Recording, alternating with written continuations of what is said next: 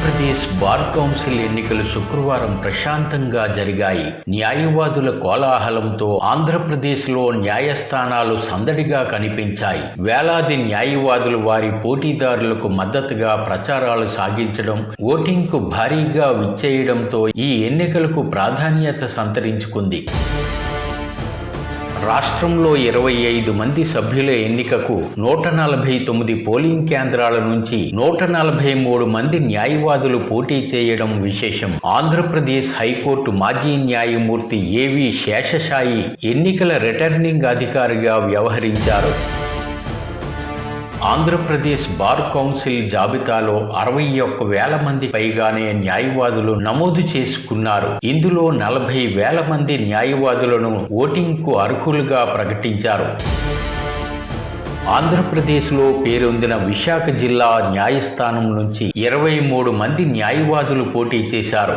శుక్రవారం ఉదయం 10:30 నుంచి సాయంత్రం 5 గంటల వరకు పోలింగ్ ప్రక్రియ ప్రశాంతంగా జరిగింది. విశాఖ జిల్లా బార్ అసోసియేషన్ అధ్యక్షుడు మోటమర్రి కామేశ్వర శ్రీనివాస్ ఎన్నికల పోలింగ్ అధికారిగా వ్యవహరించారు. విశాఖ జిల్లా న్యాయస్థానం న్యాయవాదుల కోలాహలంతో నిండిపోయింది. న్యాయవాదులను ఆకర్షించడానికి బరిలో ఉన్న పోటీదారులు వారి అనుయాయులతో ప్లకార్డులతో గట్టిగానే ప్రచారాలు సాగించడం చర్చనీయాంశమైంది.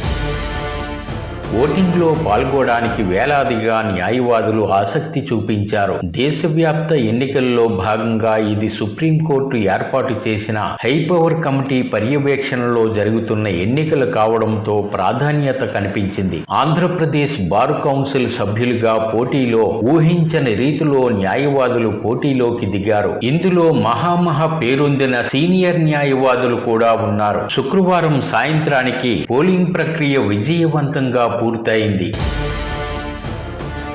విశాఖ జిల్లా న్యాయస్థానంలో జరిగిన ఎన్నికల్లో 7 పోలింగ్ బూతుల్లో 2,886 మంది న్యాయవాదులు ఓటు హక్కు వినియోగించుకున్నారు.